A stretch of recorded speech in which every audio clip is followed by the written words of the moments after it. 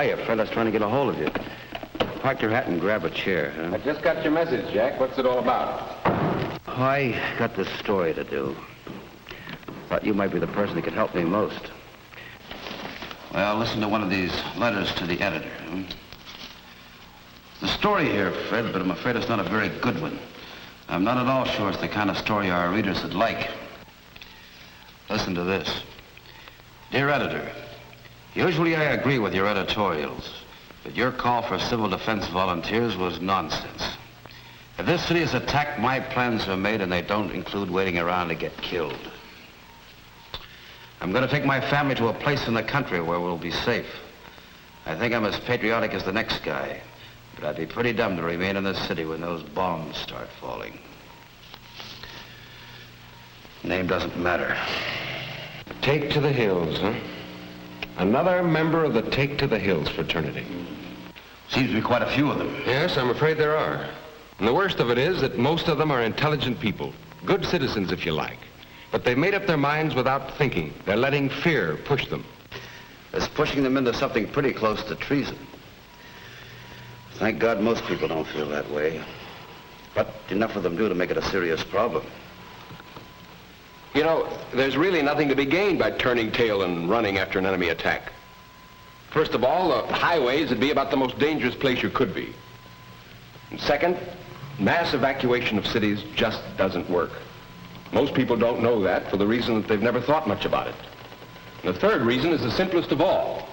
If war comes and we desert our cities, we've lost the war. If only we could help these letter writers see it that way. We must make them realize there must be no taking to the hills. Their own experiences could help them realize it.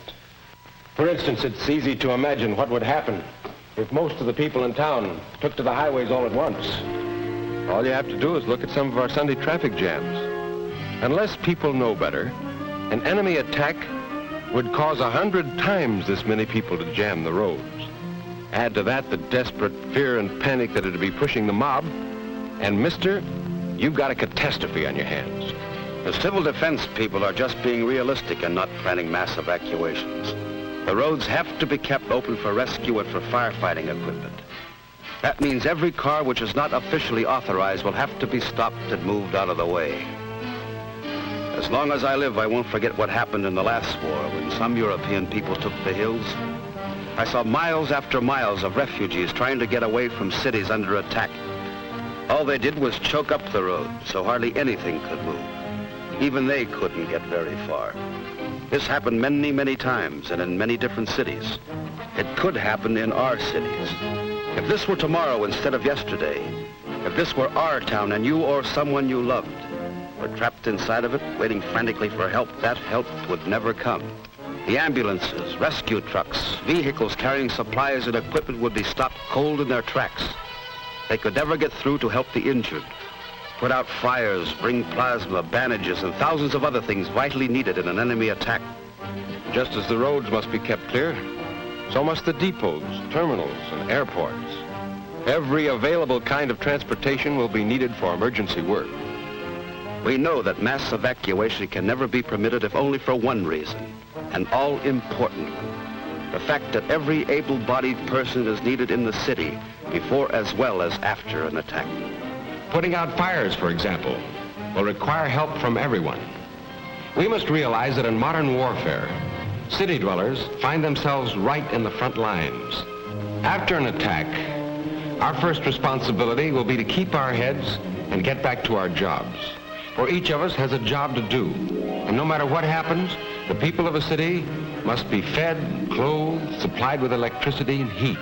The city must be kept alive, and it will take everything the city has to do it. You know, Fred, actually staying in the city to help after the atomic attack is not nearly as dangerous as a lot of people think.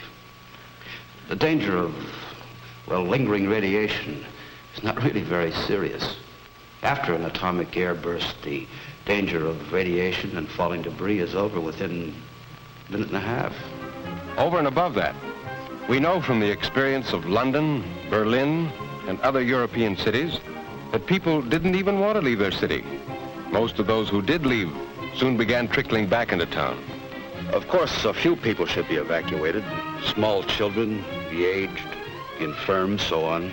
These people should be moved voluntarily by their families, not during an attack, of course. But the able-bodied person must stay and help. Modern warfare has no respect at all for civilians. Like it or not, each of us has his share of fighting to do, his share of danger to face.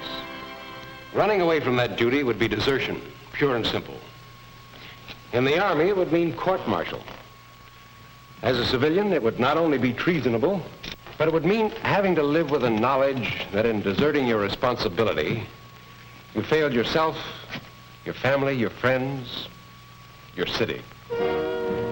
Deserting our cities would be handing the enemy a victory far greater and less costly to them than they could ever achieve through bomb damage alone.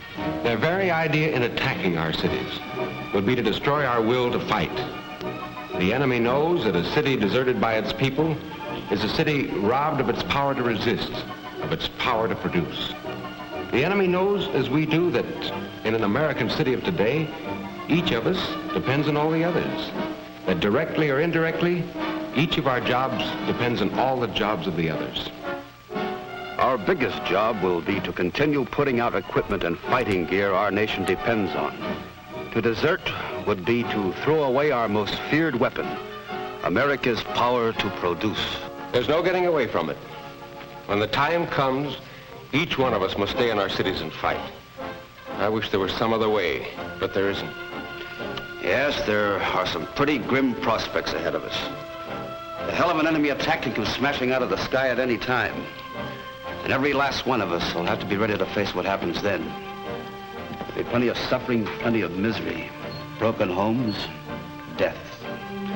Dangers that used to belong only to soldiers, but we've got to be able to take it and come back fighting. Everything we hope for, everything we believe in, everything America has fought for will depend on us and what we do. You know, a lot of people behind the Iron Curtain are wondering whether we can take it if we're attacked. They're carefully measuring our courage, our capacity to fight, our capacity for sacrifice. They think they have the answers. Well, you and I and every American has to examine their minds and hearts and come up with a few answers of their own. The question is, have Americans got the guts? Have you got the guts?